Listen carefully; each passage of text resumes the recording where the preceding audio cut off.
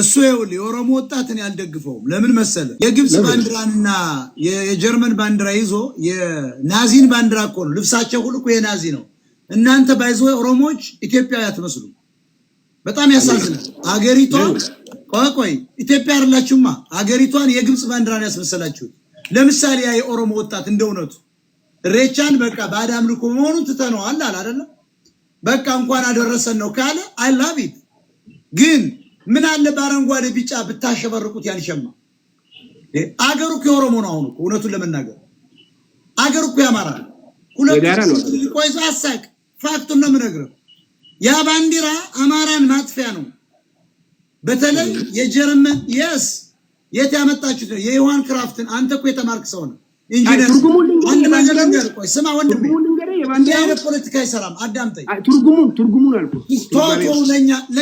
ለኛ እሱ ፖለቲካውን ታሪኩን ለኛ ይኸውልህ ዛሬ ኦሮሞ ኢትዮጵያዊ ነው እንደውነቱ እየተጠቀመበት ነው እንጂ ህዋትና ሻቢያ የናንተ ዘረኞች ህዝቡ ትልቅ ህዝብ ነው ይሄ ትልቅ ህዝብ ምን ማድረግ ነው ያለበት ያባቶችን አረንጓዴ ቢጫ ቀይ ባንዲራ ለምን ያይዝም አባ ገዳ ከየት ያመጣው ውሸት እኮ ነው የጀርመን ሰንደቅ ነው ያ ደግሞ ናዚ በህግ ተከልክሎ ናዚዎች ያቃጠሉት ነው አየህ ይሄን ይዘህ ካማራ ጋር ፋኖ ማለት ቄሮ ማለት ነው ባይዘው ቄሮ የኦሮሞ ወጣት ማለት ነው ፋኖ ማለት ደግሞ የአማራ ወጣት ነው ቄሮና ፋኖን አንድ የምናረገው ባንዲራችን አንድ ሲሆን በወደብ አሳሰብ አንድ ስንሆን አየህ በመዋለድ በመጋባት አንድ ስናስብ እኩል ስንለማ ነው ዛሬ ኦሮሞ እየለማ ነው አውሮፕላን ማረፊያ የሚሰራው እኮ የኦሮሚያ ሪፐብሊክ ሲገነጠል ይዘለመር ነው ይሄን ኦሮሚያ መቼም አይገነጠል ለምን አዲስ አበባኛ ነው እስካልክ ድረስ ቦሌ ቡልቡላ ብለህ ስም ቀይረህ ትልቅ ኤርፖርት አለ ያ እንደው መሰራት ያለበት ደብረ ማርቆስ ለጥ ያለ ሜዳ አለ መሰራት ያለበት ይሰራል ኖ ይሰራል አይደለም ኦሮሚያ ላይ የሚፈሰው በጀት አገር ለመሆን ነው ዞሮ በውጊያ እንወስደዋለን ረመቼም አገራችን ኤርትራን ለመመለስ ኢኮኖሚያ ይታገልን ያለ የኛን ሰማንድ ዝም ብላ ይኸውልህ እውነታውን የምንነጋገረው ኦሮሞዎች ገና ሀገር ሰራለሁ ብለህ ቦርደር ከፍታል በየአቅጣጫው ይሄን ያህል ቢሊዮን ዶላር ሰርተህ ወደብን አዘጋጅተህ አንድ ቀን ሪፐብሊክ ልትል ትችላለህ አማራ ንቀው ግን አስረግጬ የምነግርህ እስከ ደብረ ዘይት መጥቶ እስከ ዋሽ አማራ ይወረዋል በቀጥታ ጦርነት ይከፍትባል አማራ የኦሮሞው ቦሌ ያለው አዲስ አበባ ኮረዲ በኦሮሞ ተጠቃለው ቦሌ ያለ ቦሌን አስፋፋ አማራ የለው ኮንክሪት የሆነ ኢንተርናሽናል ኤርፖርት የለው መቀሌ ኢንተርናሽናል ኤርፖርት አለው ይሄ ደብረ ዘይት የሚሰራው ገዳማትን እየጨፈጨፋችሁ ታወርና ሆቴል ለማድረግ ነው እውነታችሁን ነው አማራ ተመልከት ትክክል ነው ኦሮሞ ማልማቱ ትክክል ነው አይደግፈዋለሁ ግን ያልተመጣጠነ ልማት እየተደረገ ነው ኦሮሚያ ፈጣን መንገድ አለው ኦሮሚያ እያረሰ ነው ትራክተር እየተከፋፈለ ነው አማራ ደግሞ የዳስ ትምህርት ቤት እየተፈረሰበት ነው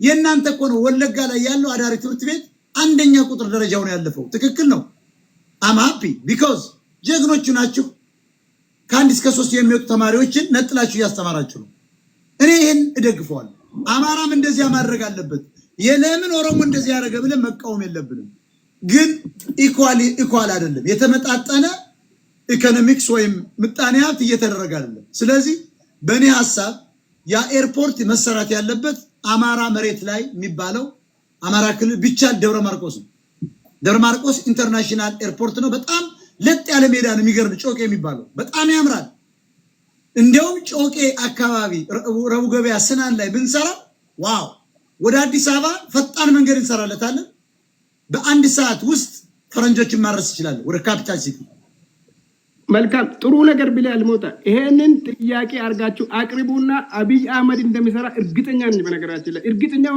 የሚነግሪ ነገር ስማ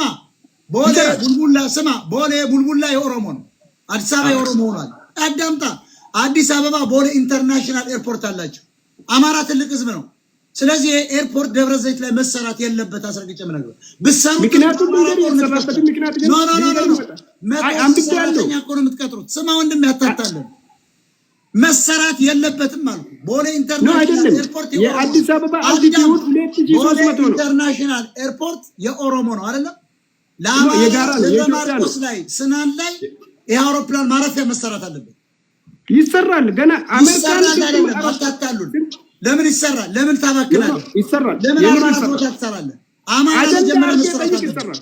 ምንም አይሰራበት ምክንያት አይደለም። ኦሮሞና አማራ ይሞታል። እነሱ ግን በኦሮሞ ስም አሁን በሬቻ ስም አይተዋል። ጠቅላላ ትግሬ ነው እዚያ ውስጥ ያለው።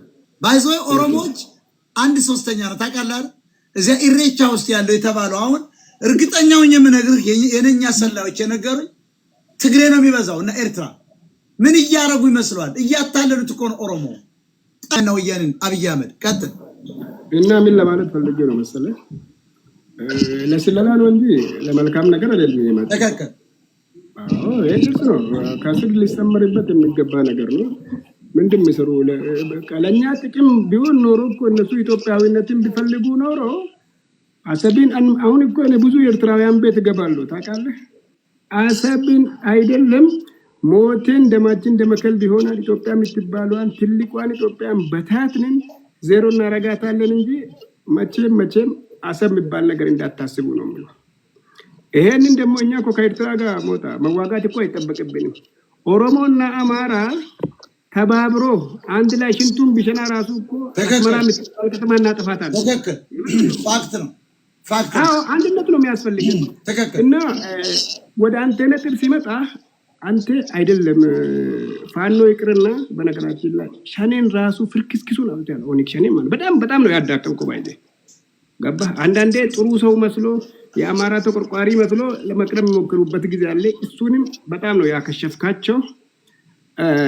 በኔ እይታ ትክክለኛው ህዝባዊ ፋኖ የሆነው ትጥቁም ቢፈታና ህዝባዊ አመለካከት ያለው ራሱን የቻለ ፖለቲካል ፓርቲ አቋቁሞ ለምርጫ ተወዳድሮ ለመንግስትነት ቢቀርብ ልክ እንደና ክርስቲያንና እንደ ዶክተር ደሳለኝ ምናምን ማለት አይደለም። በነገራችን ላይ ሪል ህዝባዊነት ያለው ፋኖ እንደ ፓርቲ ተደራጅቶ ቢቀርብ ባይነን የኔ ሐሳብ ነው። ምናልባት በኋላ መጣበታለት ትሰማዋለህ። ፋኖ አብይ አህመድና ብልጽግና ጥፋት የሰራውን ሳስቀምጥ ምን እንደሆነ ይገባቸዋል። በኋላ ጨረስክ? በኋላ ጨረስኩ። አንድ ነጥብ ብቻ ይቀረኛል። አብይ በነገራችን ላይ እንግዲህ የአቅሙን ጥሩ ነገር ለዚች ሀገር ብዙ መሰረቶችን የጣለ ያለ መሪ ነው። አንተ እኮ ለተወሰነ ጊዜ ራሱ በነገራችን ላይ እንደ ዮኒ ማኛ ተከፋይ እንዳልሆን ካውቃለሁ፣ ለህዝብ እንደምትሰራ አውቃለሁ። አይደለም የአማራን ህዝብ ሙሉ የኢትዮጵያን ህዝብ ነው ያነቃ ያለው። ደግነህ ሩሩነህ ገራገር ለሰው ስታዝን ከልቢ ነው የምታዝነው። ፖለቲካ ስትሰራ ያምርብሃል፣ ሰውን ስትረዳ ያምርብሃል፣ ስትጫወት ያምርብሃል። የምር እኛ ለደቂቃ እንድከፋ እንድታዝን አንፈልግም። ነገር ግን አሁን በተያያዝነው በኤርትራ ፕሮክሲ ዋር ጋር በተያያዘ ለተወሰነ ቀናት ብቻ የአብይን መንግስት ቢደግፍ ይሄን ህዝብ ከጎኑ ብታነሳሳና ከጎኑ ብትቆም ኤርትራ የምትባል እንትን ትጠፋለች፣ ሀገሪቱም ፈርት ይዛለች ብዬ ነው የሚያስበው። ይሻላል ኢትዮጵያ ከምትበታተን የፈለገ ነገር ይመጣ አንድነታችን የሚያጠናክር ላይ ነው መስራት ያለብን። ትችላለህ ለማለት ነው።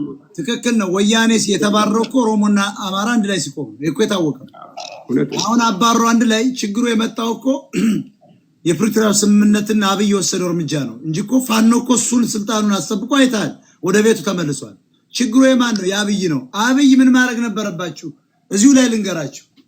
አብይ ብልጥ ቢሆን ኖሮ ፋኖን መደበኛ ጦር አድርጎ ማረግ ሰጥቶ ጦርነቱ ያለቀ ጊዜ ነው የምልህ። ሌቦችን ያልተዋጉትን ከሚሰጥ ብልጽግና ውስጥ አለሌዎችን የሚፈረጥጡትን ፋኖ የሚባለውን ማረግ እየሰጠ በማረግ ልክ እየከፈለ ወደ ኢትዮጵያ ጦር ወጣቱን ነው የምልህ ወደ ኢትዮጵያ መከላከያ ቢያስገባው ኑሮ ዛሬ በአብይ ላይ የሚተኩስበት የለም ነበር። ዛሬ እርግጠኛውም ነግርህ የዛሬ ዓመት አስመራ ተይዞ ነበር። ታምናለህ? አብይ የዛሬ 2 ዓመት ጦርነት ባይከፍት ኑሮ ተገዝቶ ሄዶ ፕሪቶሪያ ሲያስገዱት መሄድ የለበትም ነበር። አሜሪካ ምንም አያመጡም እኮ መሄድ የለበትም ነበር። አማራን ይዞ ፋኖን ምን ማድረግ ነበረበት? መደበኛ ጦር ማድረግ፣ ወደ ሲቪል ሰርቫንት አስገብቶ ደሞዝ መክፈል፣ ከዚያስ ማዕረግ ሰጥቶ ጠመንጃቸውን ቀይሮ ስልጣና ሰጥቶ መከላከያ ቢያረገው ኑሮ የአማራን ፋኖ እርግጠኛውን የምነግር ዛሬ ቀይ ባህር ላይ የኛ መርከቦች ነበር የኢትዮጵያ መርከብ አረንጓዴ ቢጫ ቀይ ባንዲራ እየተውለበለበ ኢትዮጵያ ታላቅ ምትሆን እንደ ህዳሴ ግድብ ማለት ነው። አልቻለም ሰውየው። አማካሪውም የሞተ ነው፣ እሱም የሞተ ነው። አየህ ጦርነት ከፈተ፣ አማራው አኮረፈ ማለት ነው። አንድ ነገር ለመቀጠል ደግሞ አንድ ነገር ለመጨመር ደግሞ ዛሬ ኢሬቻ እንደመሆኑ መጠን ብዙ የኦሮሞ ልጆች ይወዱሃሉ፣ ያከብሩሃሉ፣ በጣም አድናቂዎች ናቸው። መልካም ኢሬቻ እንበላቸው፣ አመስግናቸው። አንድ የኦሮምኛ ዘፈንም ከፕሮግራሙ መጠናቀቂያ አካባቢ ብጋብዝም በጣም ደስ ይለኛል።